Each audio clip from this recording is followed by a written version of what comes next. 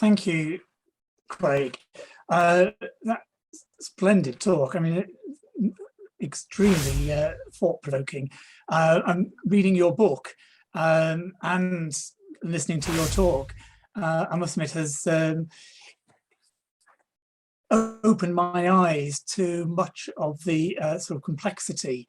And yes, as you say, move away from the some of the simplistic injunctions that we have been told in the past.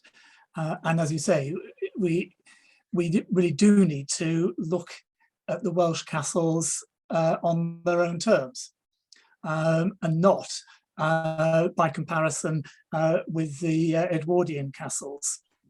I'm going to introduce Dr. David Stevenson in a second, but before I do that, David, can I just read out an email that I've received from John Kenyon, because Dr. John Kenyon was going to join us now for the discussion, but unfortunately he's been really poorly the last 2 or 3 days, and he joined us at the start, but hasn't survived to the end because he was feeling so bad. But he's asked me an email, he sent me an email which he's asked me to just read out, and so I'll do that, and then I'll bring David in. So he says yes, he doesn't think he'll last out, so very many apologies. But there's 3 things that he'd just like me to mention on John's behalf. First, that in John's view, this is a superb book, and one that has been eagerly awaited. It will generate much discussion over the next year or so. And I think high praise here. The late Richard Avent would no doubt be very impressed. He then adds to give his very many congratulations to the University of Hertfordshire Press, who have done excellent work. Their titles in this series are impressive. John has a copy of their Deserted Medieval Villages and remembers buying in his student days the previous Leicester series. And then just one final thing that he'd like me to add for clarification, Craig. You quote him on page 1 in the introduction, and you mentioned this at the start of the talk, saying that not for nothing did John Kenyon describe Wales as having once personified the poor man of British castle studies. John just points out that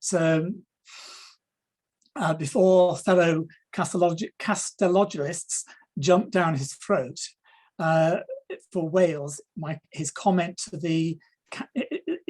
in his Cambrian's presidential address was to the study of native Welsh castles, not castles in Wales as a whole. Yes, yeah, I ought to have clarified, yes, quite so. So I think John's sort of just warding off comments. Anyway, so John, would very much like to have been with us now to sort of give his comments and to share in the discussion, but he has to give his apologies. So I'll give the floor now to Dr. David Stevenson, who has already been referred to a few times in Craig's talk. Over to you, David. Thank you very much, Philip. Can I just check that I am audible? Indeed you are. Thank you. Right. I'm just going to begin, and this is not ritual. I'm going to begin with some thank yous. I'm going to thank the University of Hertfordshire Press, because this book has been very, very well produced. As I look at it, I think it has it has the atmosphere, the feeling, the stamp of a superior production, and I am very impressed. I think that it's good for University of Hertfordshire because they have extended their range into Wales, and I think that they may find that that's something that they will live to benefit from, because it will introduce that press and that enthusiasm to an audience who will be receptive and to contributors who will be keen to come on board. I think that it's really interesting to see that Craig has linked up with University of Hertfordshire, and it can only be beneficial to everyone concerned.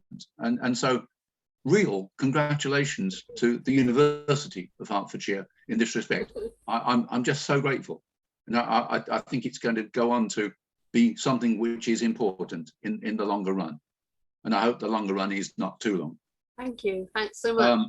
That's a great pleasure to say that. I'm now going to turn to Craig, just by way of initial thank yous, to say thank you, Craig. This is an important book. You know, we get books about Welsh castles. We probably get them at the rate of one a year. But this one is different. It's so thoughtful. It's so well researched that it stands out from, I think, I've got to say, all of its predecessors. And therefore, it's a very important book. And I hope that it gets that recognition, and I shall jolly well strive to ensure that it does, because this is a piece of work which is first rate.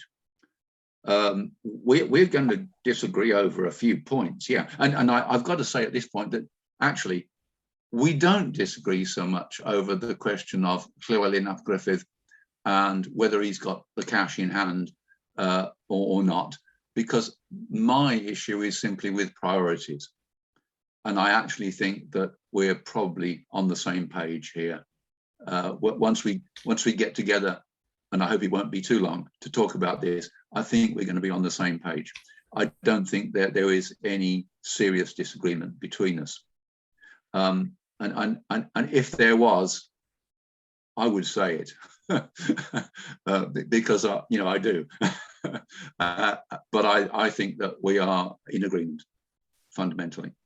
The book is important. It is something that we've been waiting for. It is a book that combines so many different disciplines. It's great to see that there's some poetry in there, some Welsh poetry. It's great to see that there's archaeology, of course. It's great to see that there's some straightforward history.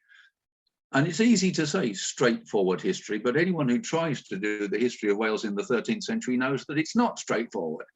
And therefore, to see someone who has engaged with that history and has come out of it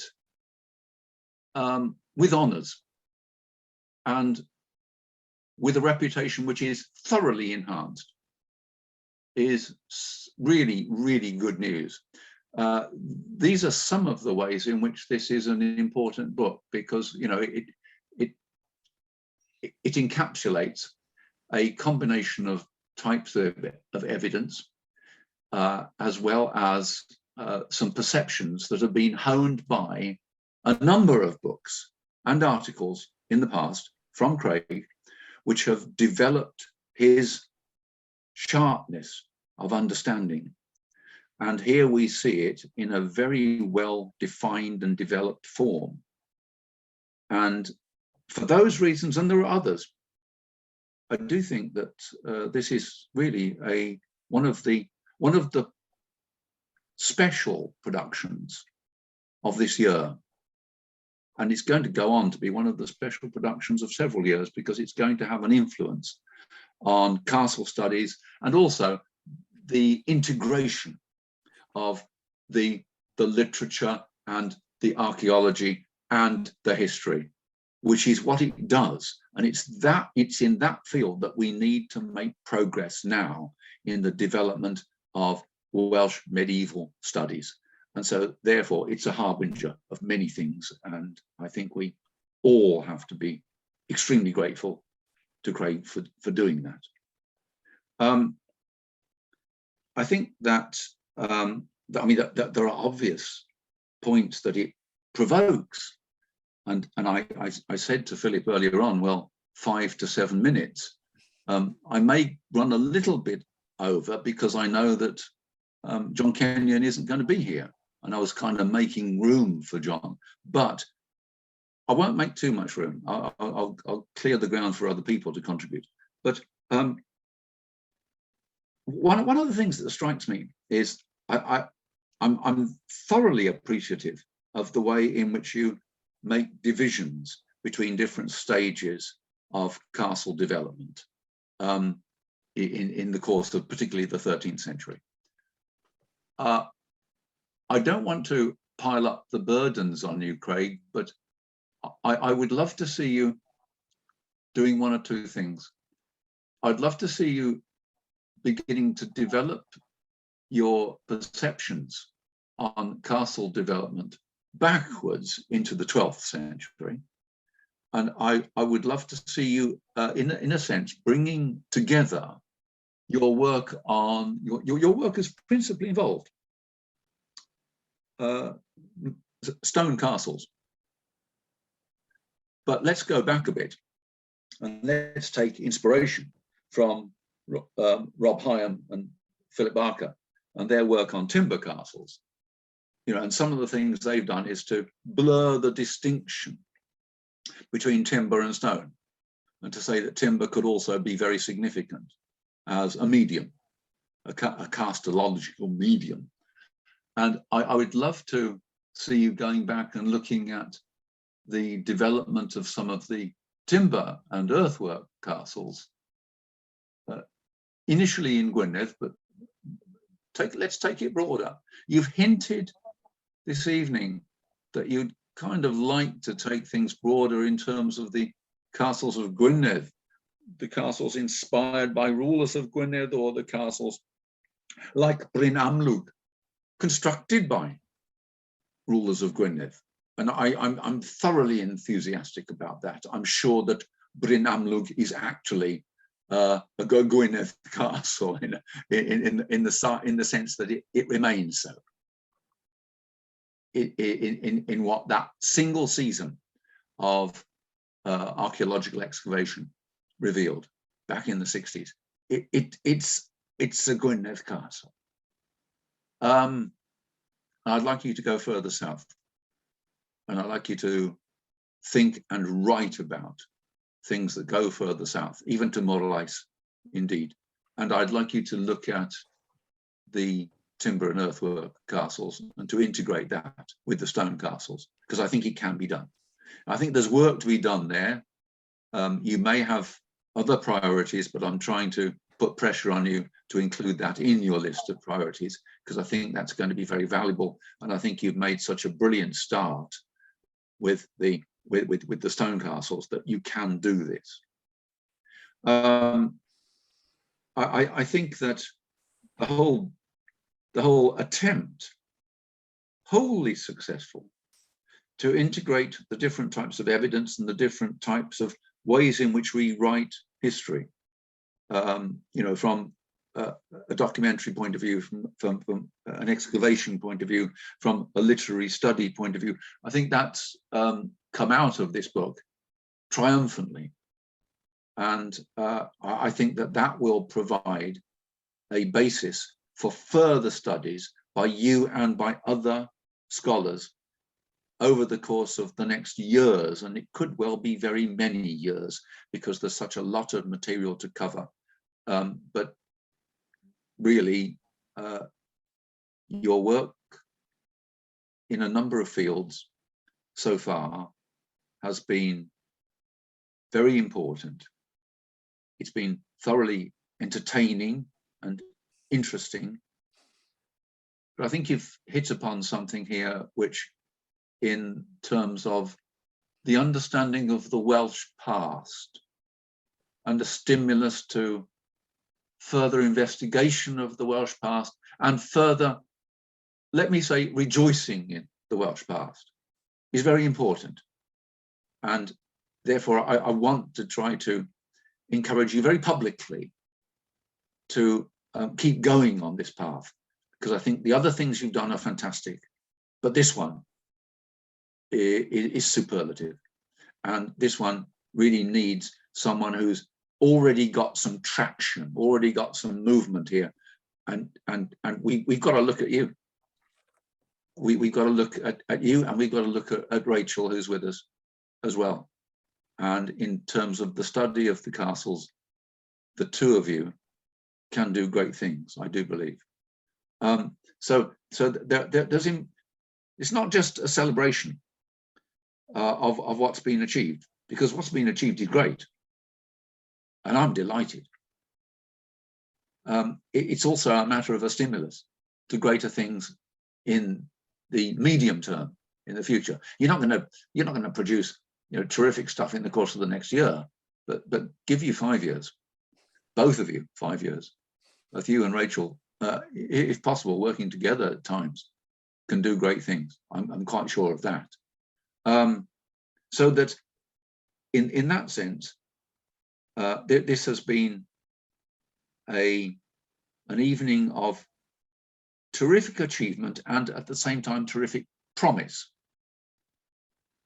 One thing I'd say to finish off my 5 minutes, which has turned out to be something rather more, but one thing I would say is we are looking, when we look at castles, and when we look at castles in Wales, we've got, of course, that transition fundamentally. I mean, you can refine it, but fundamentally, it's a transition from the earthwork and timber to the stone, and that takes us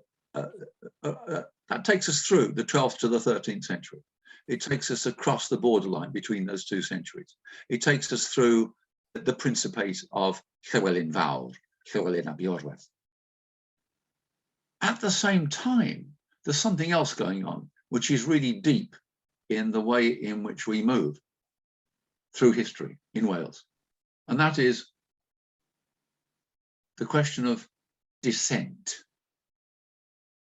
In the 12th century, overwhelmingly, dissent is met by a fairly standard reaction.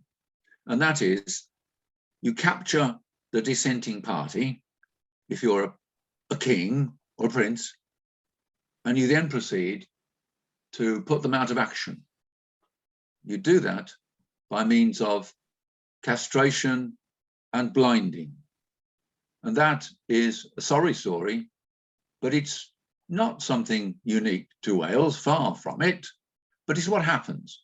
And we go into the 13th century, and it's no longer the case, because what you do is you imprison. And where do you imprison? Well, the best place, of course, is in a castle. And we know that there are castles from the poetry, from the chronicles. We know that there are castles which are important. We know that Criccieth is not just a castle, it's a prison. We know that Conwy is the same thing. We know that there are other places, certainly, which are half prison, half castles, lots of them, because imprisonment becomes a vogue. And you've only got to look at the terms of the Treaty of Aberconwy in 1277 to see that Edward I is imposing conditions that X, Y, and Z should be released from the prisons in which they've been held, including Llywelyn ap Gruffudd's brother Owain Goch. And where were they held? Almost certainly, and sometimes quite definitely, in castles. So there's another function to the castle, as well as the many that you've already described, and you've touched upon those. But here's another shift, and it's an important shift in what I'll call political culture. The shift from killing or maiming to imprisoning, which is an interesting shift, not without dangers, because these guys emerge eventually full of feelings of revenge, full of feelings which, need to be expressed. And sometimes they are expressed. And so it's a part of the political culture of the 13th century in which the castle has an important role to play.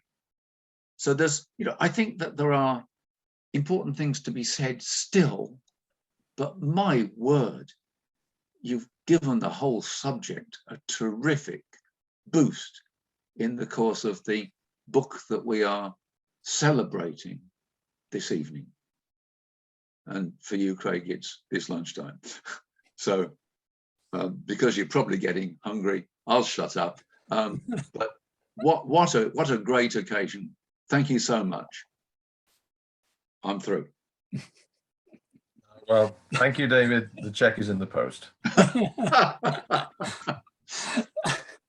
Thank you, David, and particularly for that sort of quite interesting perspective that you have thrown in.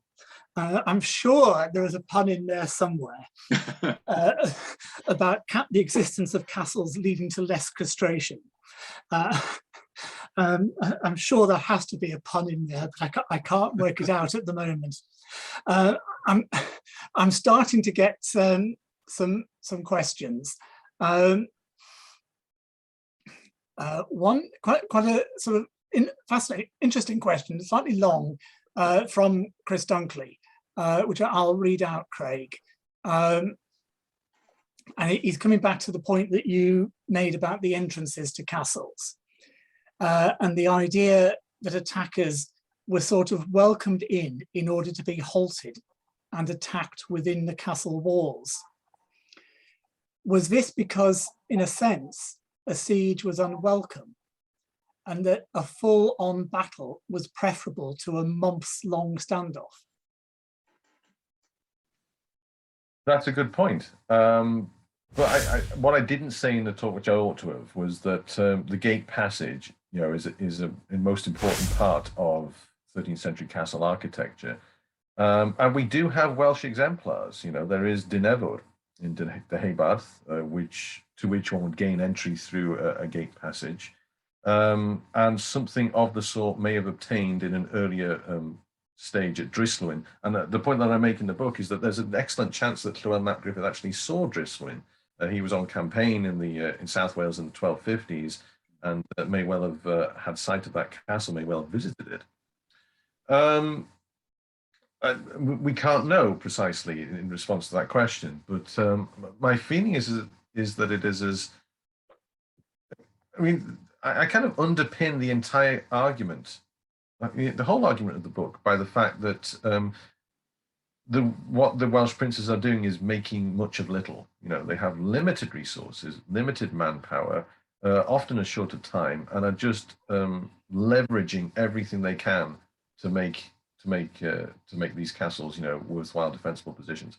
And this is the reason why we have them doing, you know, the cheap option is to dig a ditch in front of your wall. You know, why build a tower when a ditch will do a decent job of defending that particular stretch of wall? And I do wonder if the gate passage theory holds, and we can't say it does for certain in Crickett's case, but you know, it certainly does for Dol Forwyn. You know, the architecture is plain, and in Llywelyn as well, I should suggest. If that theory holds, then it does, to me, speak to a different way of fighting, and a suggestion that, you know, let's cede this ground.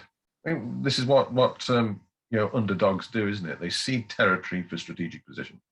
I've got a piece coming out in the Caernarfonshire Transactions, I believe this year, or whenever the next issue is coming out anyway, about Dafydd ap Llywelyn, the one in between the two Llywelyn, who's the son of Llywelyn ap Iorwerth, had a very stormy principate, only lasted for 6 years, but my goodness, what valor, what a fighter. You know, he was up against all comers, and he came out of it as what the poets described as Tarian Cymru, the shield of Wales. If he had not died at the age of 34, we would have known about him as one of our very finest statesmen. He was an accomplished politician and a warlord. And one thing that he did was to, as I believe is the case, bring Henry III to battle in the middle of a mountain pass, and that would appear to have been quite deliberate. And Henry III came right into Gwynedd and was ambushed in a mountain pass. So that strategy, it strikes me, was one that the princes were familiar with. We could talk about Gerald of Wales, talking about how about Welsh ways of fighting, and the way in which they would, you know, fight and then retreat, and fight and then retreat. And so yeah, it strikes me that thou shalt not pass philosophy behind castles was probably eschewed in many cases in favor of, well, let's get this position and then we can attack them. Yeah, that's an interesting point, isn't it? Right, I've got a message from Hugh Brodie asking me when I see his message, he'd be grateful to come in to underpin one of David's points, please. So are you there, Hugh? Do you want to turn on your video? Yeah, I am here. Thanks very much, Philip. Yeah, Craig, great book. I'm only a third of the way through, but I'm really enjoying it so far. I just sort of underscore what David said about the contribution it's making, because I think there's been, a real gap here to sort of pull together a perspective on what these Gwynedd castles are actually all about and how do they evolve. So that is really important. The point I want to underpin of what David is saying is about his point about encouraging you to look at the timber castles as well, because I think actually there's a tendency perhaps to exaggerate the distinction between a stone and a timber castle. When we actually look, at the transition and the way in which, this thing about mortar, you raised the issue about mortar in relation to Dolbadan in particular, whether it was just dry stone walling. But there's a sort of an unwritten article that perhaps Cadw are best placed to put out. Will Davis, if he's got any time these days, because there's a lot of knowledge in Cadw on this, and of course Chris Capel in his excavations on Drysloin has covered it, and his forthcoming big publication on the Nevern castle excavations, which will be out, I think you're nodding, but it'll be out in a couple of years, I think. That will say yet more, because that castle really is on the transition. But of course, given the weathering, it's entirely possible that the early walls at Dolbadan were mortared with clay, or indeed with a very poor limey, earthy mortar, which had just got washed out. And as you say, the Cadw masons, their predecessors 100 years ago, pointed everything up. So in most of the North Welsh Gwynedd castles, it's impossible to tell now what their mortar was originally like. But of course, at Caernarfon, as you know, sort of David Hopwell discovered that, originally people thought Caernarfon was apart from the apsidal tower was just dry stone walling. But no, once you dig down, you discover there's some mortar still surviving in there, even if of possibly second-rate quality. So you put that together, and Chris Capel's work, and I think there's an evolution here, and it's quite interesting to consider how that evolution works. But also, of course, with David Longley's stuff about why do people build castles? And what is a castle? I mean, Taid O'Keefe in the Irish context has just published this book. I'm not entirely sure I've got my head around it yet, about Ireland encastellated, trying to argue that the Irish did have castles before the, in quotes, Normans arrived. And so there's that debate too. What is Canfadrin?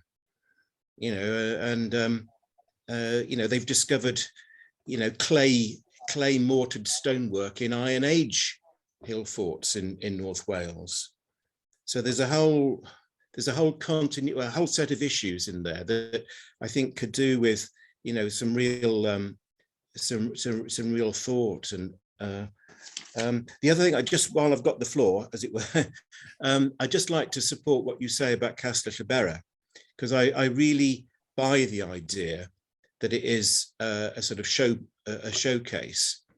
Is a lot of it is looks as if it's for display, and taking your point that the river was navigable, so fairly close to the castle, and if you were one of the Welsh lords of Ceredigion, it might well have made sense to come up to Castell Llywelyn by boat, and then you've got the most impressive backcloth for the castle with Cadair Idris behind.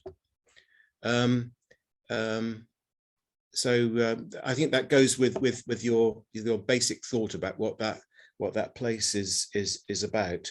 And finally, I just really am glad that David made the point about castles as prisons. Also, I think to extend that point, I think castles are places sometimes where you put the screws on people politically.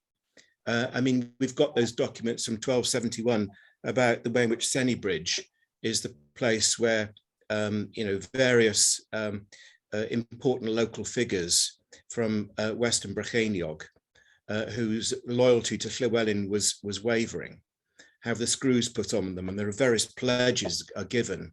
And I'm sure that kind of thing is, the castles are a place that you go to be impressed, but also with a thrill of fear, actually, I think at times, because you can really have your arm twisted behind your back when you're in there, and might breathe a sigh of relief when you get out again. So, I mean, I think the idea that these castles are purely about defense. I mean, I know one of the great things about your book is you're moving away from the idea that these castles are just about defense against the evil English and so on. They're much more complicated than that. They're fulfilling, as you say, a wide range of functions. But I think that one of the castles of control and domination, as much as sometimes as castles of resistance and defiance. But it's great. I'm looking forward to reading the rest. Sorry, gone on. Cheers. No, that's great, Hugh. I've received another comment, again, coming back to the gate passage design. John, sort of comment stroke question. The gate passage design would also allow arrows to be recovered easily for reuse between waves of attack. Good point. Yes, absolutely, it would have. And I think we do have to think in those terms as well. One of the things that I mention it in passing in the book, but other people have talked about it in greater length, is that in terms of military technology, in fact, Jenny Day might have something to say about that. I know she's in the room. The idea that the Welsh never used crossbows, for example. And not only do we have the survival of slits in the gatehouse at Criccieth, not only do we have Cathcart King shied away from this in his analysis, but there would appear to have been slits in the South Tower at Borough. I don't see how the remains can be interpreted any other way. These seem to speak to the use of crossbowmen, and there is a single record of, and I forget where it was, who published it, but there is a record somewhere of Llywelyn ab Iorwerth having employed an English crossbowman. So I think it's worth pointing out, as the questioner just said there, John just said, yes, it's plain that Gerald of Wales is such a difficult person because he's the sort of person who has an opinion about everything, and so when he makes the point that the Welsh of North Wales used spears, and successive generations of historians have just taken that and run with it, and then have introduced the corollary that they didn't use, crossbows and things of that nature. It's done us a disservice, and I think we do need to think about how archers and crossbowmen would have functioned in these castles and how internal communications would have worked. I mentioned the link wall between the Welsh Tower and the curtain walls at Ewloe. Of course there was a link wall. How could there not have been a link wall? How were the archers supposed to get from one place to another on the circuit? I mean, it strikes me that would have been a necessary precondition for that. And it's worth thinking about where people would have been positioned and so on and so forth. Again, we're hobbled, we don't have the records, and access analysis is really difficult to do because a lot of these castles have been reduced to their footings, so we don't know what buildings were in the towers. There's been an attempt made by Lawrence Butler to do access analysis at Dolforwyn, and Spencer Smith has moved a little bit in that direction in Dolbadan, but it's really difficult. But it's certainly something we should be looking at. And as was said there, yes, any ordnance expended in the castle, you can just get and use again. I've just had a message from Chris Dunkley to say that his wife has been kept late at work, And so Chris has to get their 8-year-old daughter to bed, which hadn't been the plan, as he'd kept the whole evening free.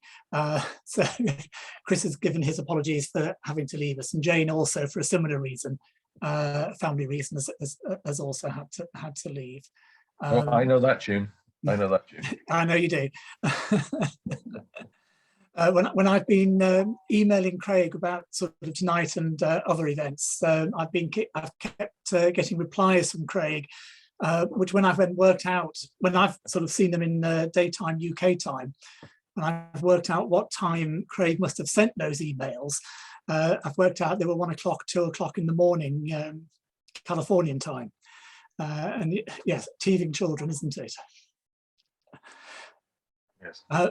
So yeah, but anyway, so both Jane and Chris have asked me to pass on their thanks, David, for your kind comments about the press and about Craig and the book. Did you want to say something, David? Can I just make one further point, and that is simply to follow up on what Craig was just saying. You know, that we have an interesting kind of integration of developments in Wales and elsewhere.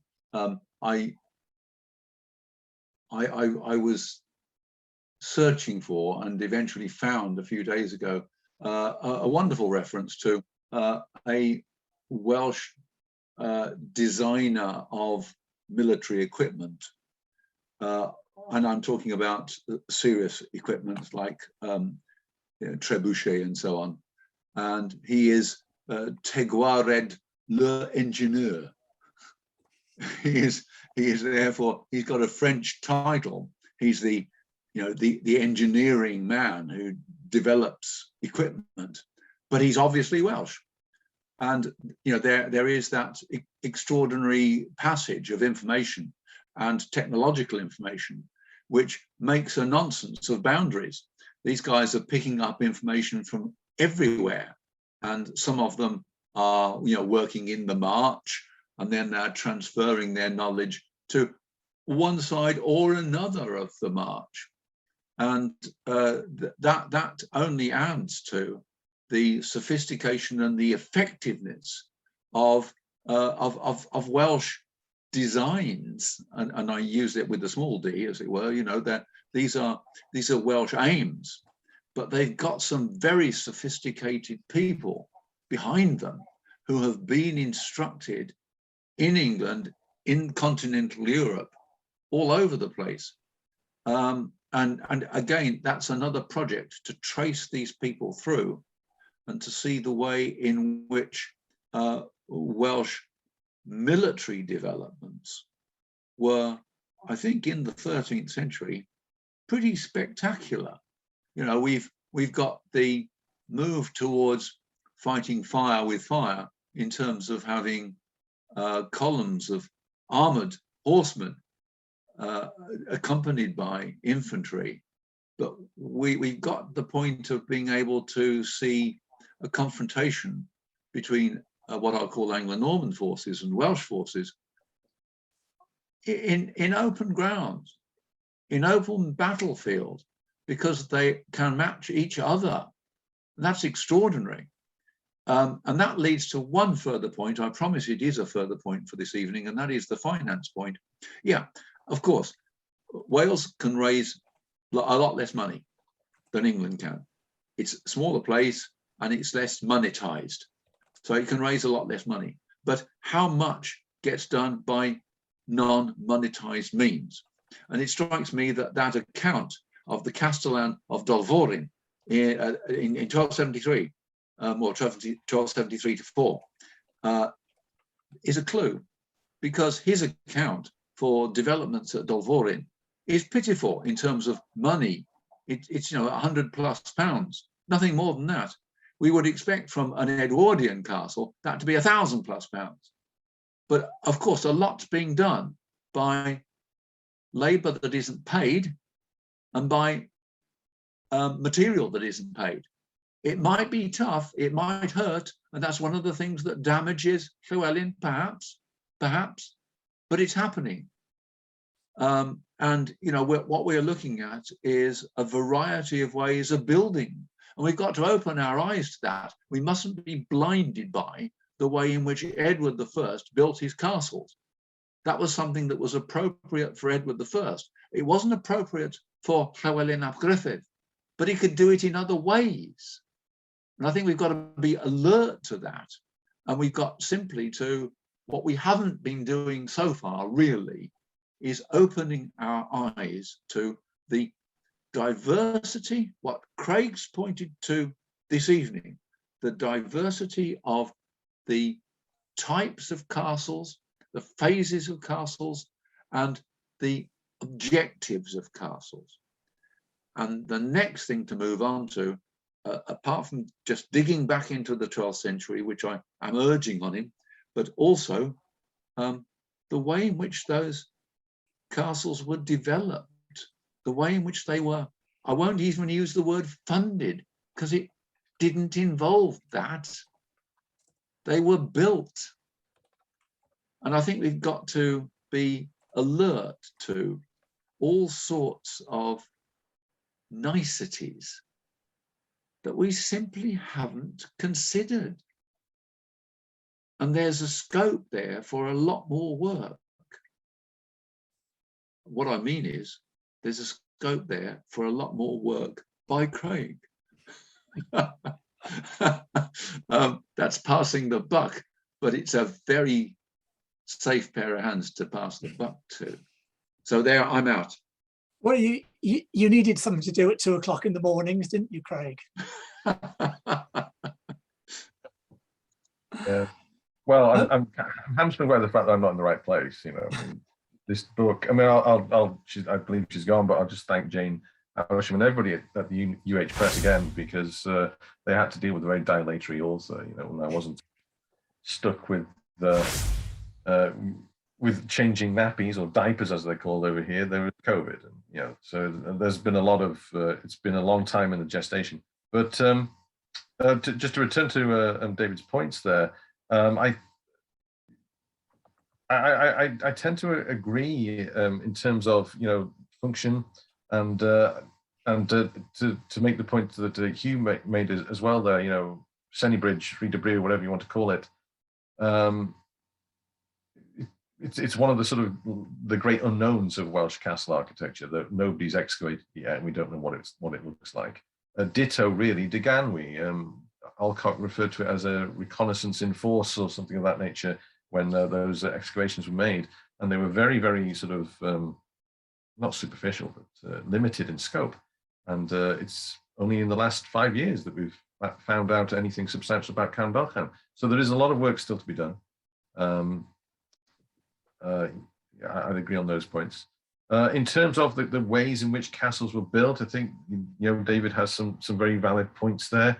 One of the things that I talked about in an article in Archaeologia Cambrensis last year was the way in which Ewloe may have been built, and the reliance on local manpower, and how that was probably the reason why it was not built in, no substantial work was done to it in the late 1250s, because there was a great famine in 1258, which would have meant that work would have been very difficult to prosecute, or perhaps impossible to prosecute, before the first of those two high-level conferences occurs at Ewloe in 1259.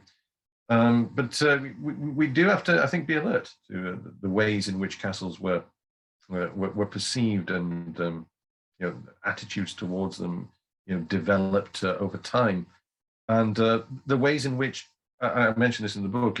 Sometimes square pegs would try to drive square pegs into round holes and repurpose a castle.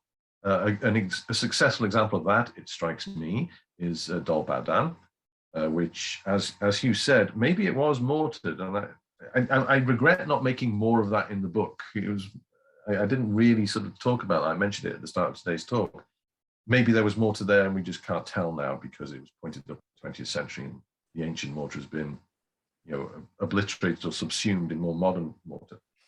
But even if it was, it's not a terribly strong castle. The walls are kind of thin. There's no enfilading effect that is very substantial, and yet with the erection of that massive round tower, we get a fairly strong indication that it was still considered to be a place of importance. Why institute that second phase of works if it wasn't important?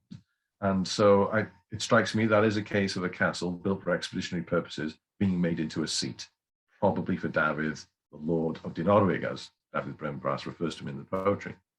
A less successful example, it strikes me, is Llywelyn, which was not built in order to guard the northeastern border. It was built for expeditionary purposes at the beginning of the 13th century.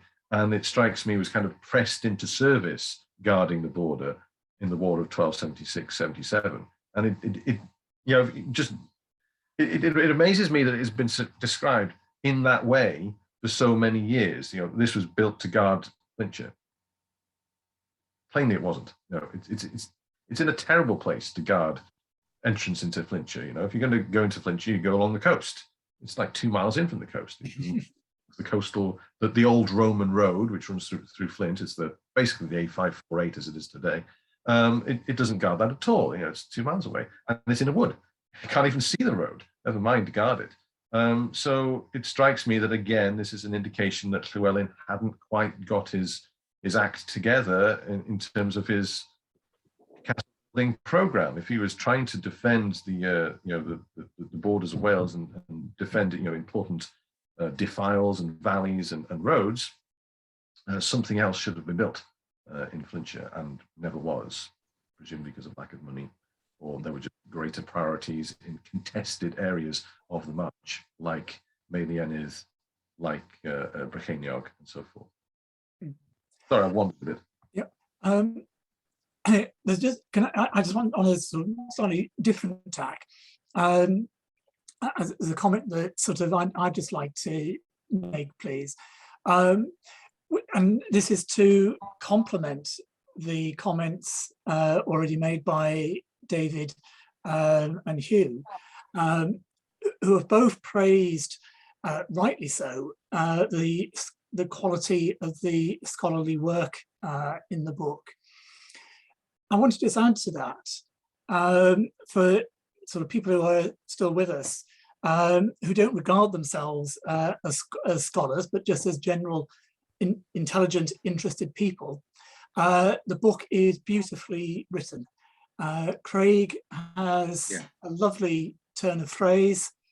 So, yes, the book is important on a scholarly level, but it is also just a good read and very easy to read because Craig has some lovely expressions and turn of phrases. So don't be put off from buying the book from a perception that it is just for scholars. It isn't. It is a book that will be of interest and of value to anyone with an interest in the medieval history of Wales and of castles, and who doesn't have an interest in castles. And I should perhaps just add, I know David, I'm conscious David wants to come back in, I should just add a reminder that if you purchase the book from the University of Hertfordshire website, Hertfordshire Press website, it is 20% off and with free postage and packaging. So resist the temptation to go onto Amazon. Go to the University of Hertfordshire Press website and purchase their post free with 20% reduction. David, you were wanting to add something? Just a point, really. I mean, of course, the University of Hertfordshire have covered themselves with glory in this episode because if you go to them, you'll get it cheaper, and it's a really good bit of book production. So, that's fine. But I think that in terms of looking at Llywelyn specifically, we are looking at a structure that probably has so much subtlety in terms of its intent. We are not looking, I think, at something that justifies itself in terms of its strategic or even its military tactical location. It is a bit odd in those terms, and yet it, I suspect, is designed to play very well with a constituency in Wales, and that constituency is in being invited to rejoice in the fact that a significant Welsh victory, it wasn't even a medium-term victory, it wasn't really even a short-term victory. The war of 57 was a war that was effectively lost, but there was an episode when there was a victory in the wood at Llywelyn, and that was enough to pluck courage and to pluck hope from that event. It could be done. The forces of the most powerful monarch in Western Christendom, and I mean Henry II, could be stopped. The king himself could be frightened. He'd have to call off that attack. He'd have to retreat to another path forward. And in those terms, it was a famous victory. And therefore, to put castle there was something that perhaps doesn't even register with us. We're looking for other reasons why you put castles. People in Gwynedd in the 13th century were looking for something that gave them courage and that gave them hope, that gave them heart. We're not long in what we're thinking of in terms of the construction of Llywelyn. We're not long from when Gwynedd was brought low by King John. We're within easy living memory of when in 1211, Llywelyn himself was humbled by John. And look how far he's gone to be able to make the point, yes, we can beat them on our own ground. Yes, we can beat them, and we have beat them, and here we are, and we're doing it again, and we're putting a great monument there. And that, I think, is a celebratory move, which probably in a contemporary contextual framework was worth ever so many démarches that we might think are important, but they didn't. And you know, therefore, again, we have to engage in contextualization, and we have to rid ourselves of things that we think are important, and we have to take on board things that people in the 13th century thought were important. And in that sense, I actually think that Llywelyn makes perfect sense in a Welsh context, in a Venedosian, a Gwynedd context. In a Welsh context, that Precisely encapsulates it all, I think. There's if you go on YouTube, there's somebody who's obviously got a great deal of expertise with 3D reconstructions and such, and they've done an animation, a very sophisticated animation, most impressed, of Llywelyn, how it would have been in the early 13th century, inside and out. right. It's really splendid, very impressive, but there's one part of it which doesn't really ring true, which is that they've denuded the surrounding landscape of trees. The surrounding landscape is largely, you know, But it was always the wood of Llywelyn. But it was always the wood of Llywelyn, or Wepa, indeed, you know, as you point out. Good Wepa, yeah. That's not an animation that's been done by Chris Jones Jenkins, is it? I don't know. I'm not sure. That's not the name that was attached to it. But no, it's not one of mine. No, it's not one of yours, Chris. No, the castle itself is probably based on my early drawings, but I didn't do that animation. No, I did get that feeling, yes, from it. But it's a splendid animation, but there's no or very few trees. I feel that obviously they were thinking to themselves, well, there would have been trees, so people could have seen attackers coming. But to hop on about the point of castle as theatre, I think that would have missed the point. if you are an Anglo-Norman lord, or even like an official in the royal administration of Henry III or King John, or with the Earl of Chester, and you are habituated to seeing castles in open country, perhaps surrounded by moats and with clearly defined routes to get to them, which are well traveled. There's a lot of traffic to those castles.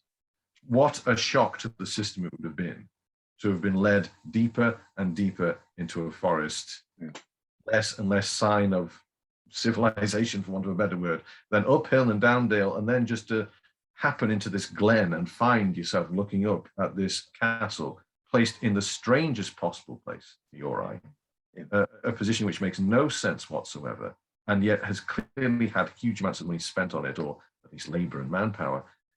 What a shock to the system it would have been. I work in media and television studies and film studies. A lot of it was made in those fields of otherness, and the powerfulness of defining yourself in relation to others, someone else. And it strikes me that that would have been a very strong message to anybody visiting. Well, you're in Wales now, we do things differently. And when you realised what it meant to the indigenous people living around it and bringing in reinforcements around it, it can only be significant. I agree entirely. And we also ought to be alert to the fact that there was maybe a proto borough, not precisely a borough, but something, a small settlement round and about. Ken Lloyd Griffith, who is no longer with us, made a suggestion that maybe there was a borough of perhaps 200 people at the end of the 13th century.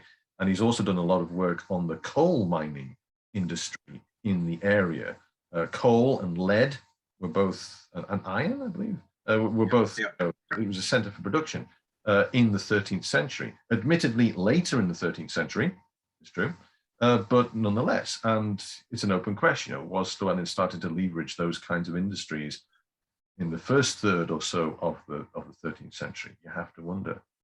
It increasingly strikes me that we neglect the extent to which the Welsh officials and the Welsh rulers of the first half of the 13th century actually realized the wealth of the resources on which they were sitting. And I think that point chimes in with what you've just said, Craig. Yes. The silver work in the area of Lixham, I want to say, just south of Holywell anyway, which we know were worked by Llywelyn. Yeah. Most probably the silver mine there was used at the mint at Rhuddlan, where he made his pennies. And one thing that we ought to point out as well is that there is a decent chance that he was minting coins at Rhuddlan for a lot longer than the 10 or 20 years or so that people tend to think. Edward Besley of Cardiff, of the museum, the Folk Museum in Cardiff, I think. He did the work there on identifying Rhuddlan as a mint, which was in use by Llywelyn. So Llywelyn was minting coins at the same time that the kings of England and the kings of Scots were, possibly for as long as 50 years. Now, I'll admit, I'm pushing the evidence a bit hard there, but there are 4 moneyers who we know to have been at work at Rhuddlan, at the Rhuddlan Mint. One called Simond, I forget the others, but the fourth one was called Henricus.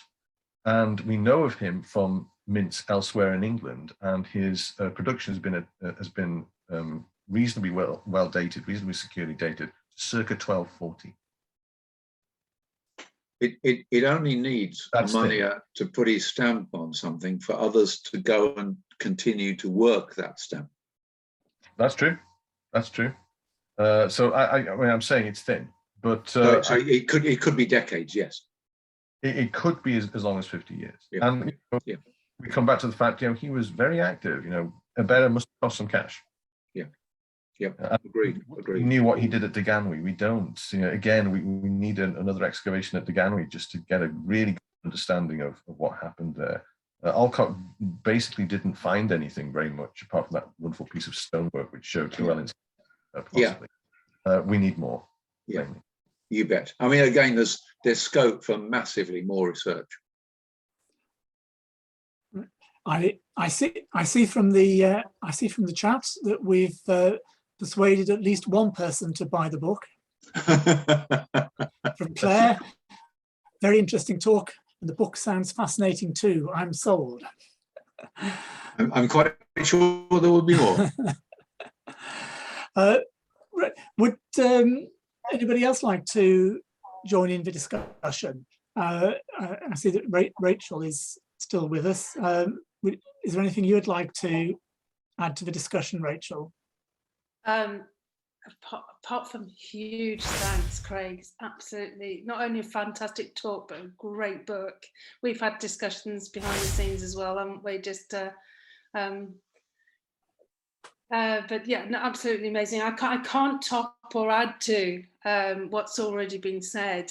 I'd like to be able to, but I can't. That's just, it is, the word we used was superlative.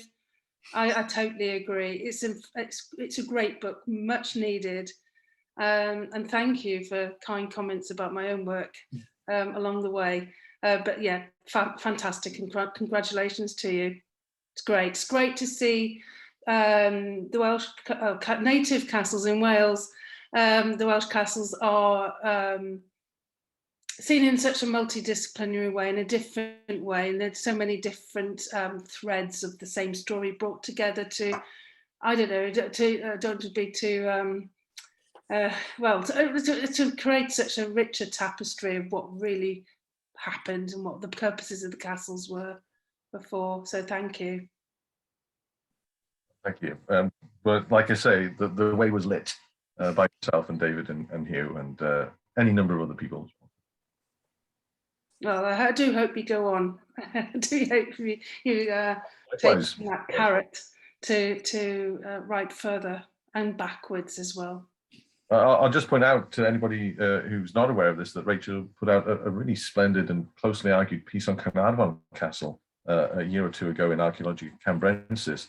One of the things that Hugh mentioned and David mentioned was timber castles, and the argument that I created at the end of the book about the possible role of Llywelyn's castles under David, probably in early 1283. Yeah, that disconnect which has appeared in the literature until fairly recently between masonry castles and timber castles. One of the things that Rachel points out is the likelihood that the Maiadref in Caernarfon is where the castle is right now, and that is where the settlement was. And I find that compelling and persuasive. And it's also worth pointing out that I make this point, and I was hesitant to make it. It's Taylor who made it when he was writing about the King's works in Wales 40 or 50 years ago. He pointed out that a party was sent by Edward I to Caernarfon and stayed there for 6 weeks.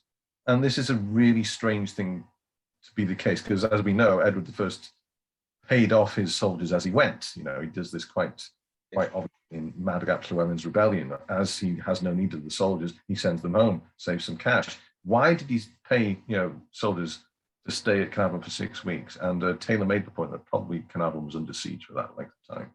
And I think that is a compelling point to make, that the castles, as it was then in Caernarfon, were probably just seen as just as defensible, presented different challenges to assailants and attackers, but were as important places of defense as where masonry was.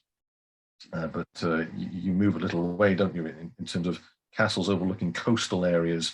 And I think that's something, again, we're very hobbled by the fact nobody talks about that. The Welsh Chronicles are silent on it. But we do need to devote more attention to that, I think. Places like Nevin, where there was a borough which David has written about, and Llanfaes and such, what fortifications were available there, how were they overlooked, how were they guarded? Yeah.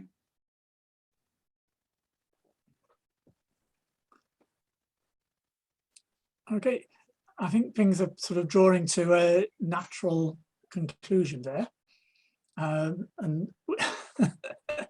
I think actually, Craig, when we arranged the time this evening. I think you said that well, as long as it didn't go on too long, I think, because I think you had a class to go on to.